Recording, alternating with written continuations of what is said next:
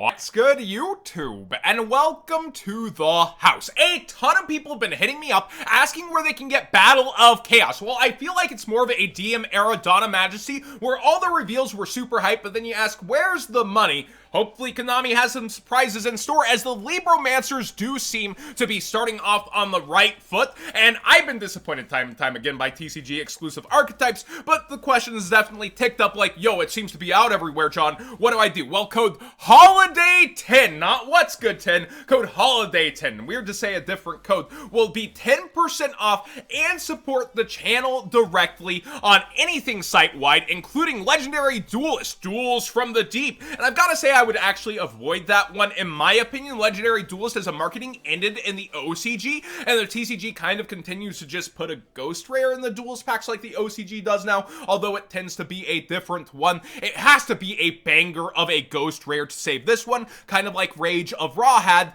with Ra, but I would be looking at Legendary Duelist Season 3, as well as Ghosts from the Past 2022, and if you are in the market for Battle of Chaos, I gotta say, I think this is the cheapest price, even with Black Friday, because they upped the MSRP of the set, and actually taking that 10% off and then dividing it by the 12 boxes that are there, it's $52.50 a box. That is pretty bottom out for this set, and I do feel like there could be other surprises. I'm hopium for 20th anniversary rare in the TCG, but I'm starting to doubt it now that they've used the 25th anniversary logo on a multiple marketings for merch over here for Yu-Gi-Oh products. But one can hold out hope there will be some crazy surprise among the Starlights and other levels for Battle of Chaos. But my eyes would personally be over here and the Masquerena bundles if you don't have yours already as well. That being said, what would a Christmas Eve Market Watch be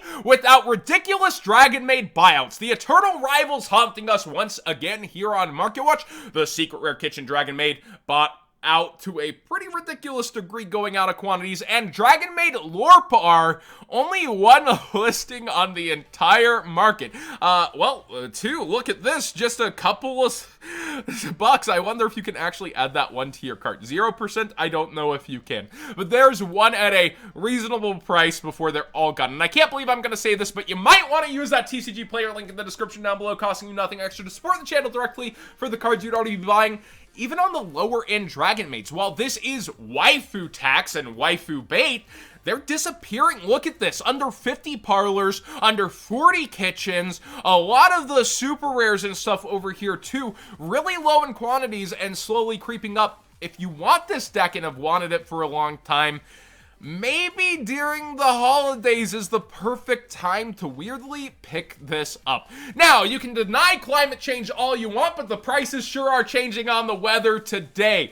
We see Weather Painter Sun, Weather Painter Snow Secret Rare, which luckily we did see a reprint on Weather Painter Snow recently. Weather Painter Cloud, a lot of these cards without their reprints just skyrocketing in price. I will say there are multiple that did get them, such as Thunder, which is why it's not going too crazy, but not all of them got reprinted, and those ones are going to the moon. So you could say leaving the atmosphere. See, my allergies are so bad today, and we're on record high pacing for Texas of all time. So I would say matching the price is what's happening. Here is what's happening in the world. Smile. I suddenly disagree with this guy on one thing that have changed my life. If you are that kind of person, you can feel free to unsubscribe, seriously. But the new weather support is the reason for it, and it's the weather forecast, a field spell, so extra searchable among the archetype. You can activate one card with this card's name per turn. You can only use the second and third effects once per turn each.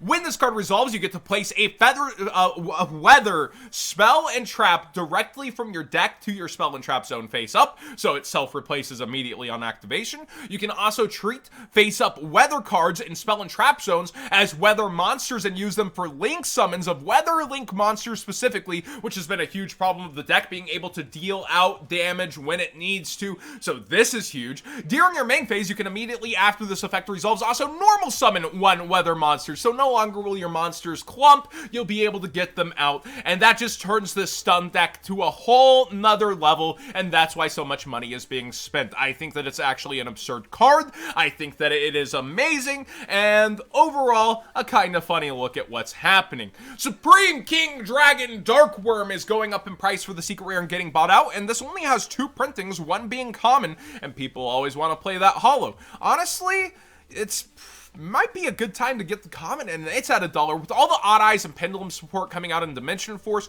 this is definitely something to consider having, and you can see it starting to just go from having been at a lower point for a bit. Neos Fusion, I noted this as a penny stock, but really this is the ban list buy? Oh yeah, they're totally going to take care of Dragoon, and they're totally going to take care of DPE. Right now, is this because maybe Kluger, GX Bucks? Why is this happening? I don't know, but the super rares are going along with the secret rares, and it's starting to spike up in price. I know I've noted it as a penny stock. I don't think it's going brrr just because of Market Watch. It's been a long time since something like that has happened, but this one is a little bit interesting to me. So let me know in the comment section down below why you think this is going on this level right now. Is it just bad ban list speculation, or what do you think it is? Is it good ban list speculation? Boo!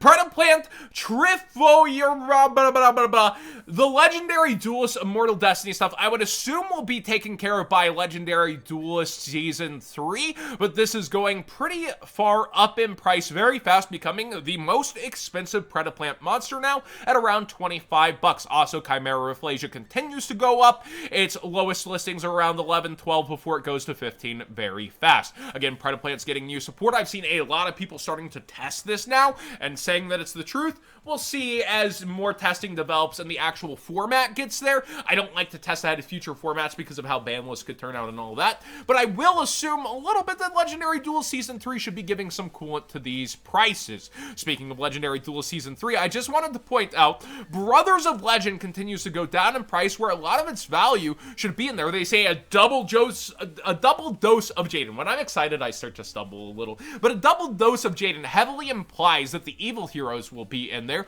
Hopefully in color ultra rares. I would love red evil hero names, and the Magician's Souls, also heavily assumed to be in there, is falling down towards $40 almost. So a couple of interesting tanks from Brothers of Legend, including the sealed right now, and with waves, you're probably holding on to this longer than you expected as a sealed product, but I still think long-term, the Of Legend boxes will pan out rather well for themselves. Destiny Hero Dasher was announced to be in the GX box. I believe this was in a note to OTSs highlighting how they could use it for a sealed tournament-like thing. So I also want to say that I think that with the GX box itself, it becomes even more of a thing like, maybe I should hold on to more of these sealed, as locals will be trying to push these for specific tournaments. I find that extremely interesting. And finally, Burst of Destiny, just a little swap here. DPE has now passed a Starlight in price as the Flume the Reason Snow continues to go down. I get why they chose it in terms of picture and deck and all that as the Starlight, but it really should have been something else for Flunder that was a Starlight, or, you know, Ecclesia.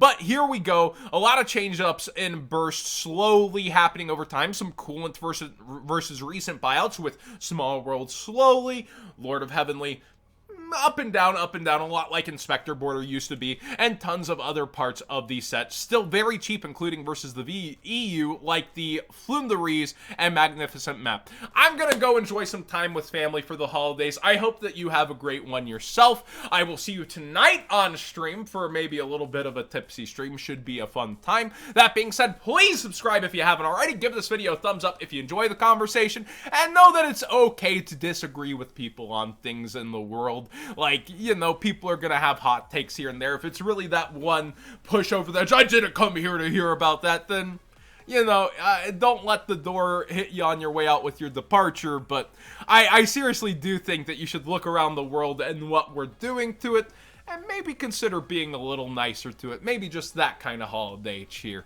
Merry Christmas, happy holidays, and seriously, take care of yourselves. You're the best investment that you can make, and that's in yourself. Merry Christmas and happy holidays.